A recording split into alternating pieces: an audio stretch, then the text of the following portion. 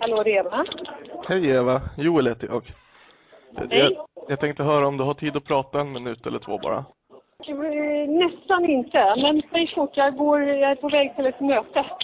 Okej, jag förstår. Du är upptagen, men jag tänkte bara höra det här. Jag undrar varför det inte rapporteras någonting om demokratirörelsen i Europa. Hur det kommer sig, eller det måste ju vara ett editoriellt beslut av dig. Vad tänker du på? Vad tänker du på för exempel? Exemplet att det inte rapporteras att det runt om i flera hundra städer i Europa och världen hålls en rörelse för riktig demokrati och ett slut på bankplutokrati. Liksom det är en fredlig rörelse som finns runt om hela världen nu som har blåst. Du menar det är en rörelse som protesterar mot World Economic Forum till exempel? Det är en rörelse som inte... De låter sig inte definieras riktigt så lätt. Men om vi säger så här, ni har representanter runt om i hela Europa, hoppas jag. Alltså journalister. Nej, vi har 2 personer i Bryssel. 2 personer i Bryssel, är det allting ni har? Ni har inga fler representanter i huvudstaden? Ja, de reser ju till olika städer i Europa. Okay. Men vi har 2 personer i Bryssel och sen har vi folk hemifrån som reser ut och gör nedslag, men som finns på hemmaredaktionen. Jag förstår. Men du har tagit de här resurserna ni har. Jag antar att du har varit medveten om att det har blossat upp protester i hela Europa. Ja, men du kan ju inte ge mig något exempel riktigt på. Jag frågade dig nu. Jag var själv i Wien i helgen och då såg jag att det fanns... Ja, men lyssna på vad jag säger nu. Jag var själv i Wien i helgen och då såg jag att det förekom planerades protester mot ekonomiska toppmötet som skulle vara där. Ja, exempelvis. Men det är ju en generell rörelse av unga i hela Nej, Europa. Jag sa inte att det var en generell rörelse, men jag sa att det planerades... Det är det jag säger att det är, och det är det man kan se, och det är det som inte rapporteras överhuvudtaget i svensk media, inte ens av Sveriges Television, som ju ändå är, alltså det är finansieras av folket.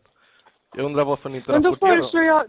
Jag föreslår att ni ska rapportera på det. Varför gör ni inte det? Ja, men då föreslår jag att du skickar oss ett papper på vad det är ni gör, eftersom du säger att det inte går att definiera riktigt. Okej, men det går jättebra att rapportera 15 minuter aktuellt om en gurka och sitta och ha en diskussion om den. Jag menar, nyheten, ni vet ändå inte vart det kommer från exempel, men det går inte bra att ens rapportera om att protesterna sker runt om i hela Europa. Det är det ni inte gör. När vi rapporterar om en gurka så är det ju för att det är en stor fråga i Europa just nu. Tycker du att banksystemet vi har runt om i världen är en stor fråga?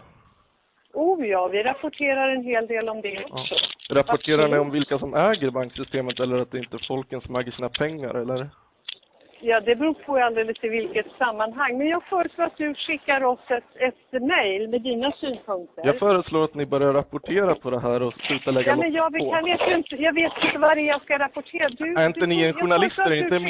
Inte det ert ansvar att ta reda på vad det är som händer? Om du har en idé och ringer till mig och vill tipsa om någonting och inte kan förklara för mig. Nej, jag ringer vad det är, jag försöker inte tipsa. Så får du skicka mig ett mejl som vi Eva, kan jag förstår. Jag kanske kan skicka. Nu har jag tyvärr inte tid att prata med dig längre. Nu har jag svarat på dina frågor. Nej, det har du inte gjort. Nu har jag svarat på dina frågor. Hej då.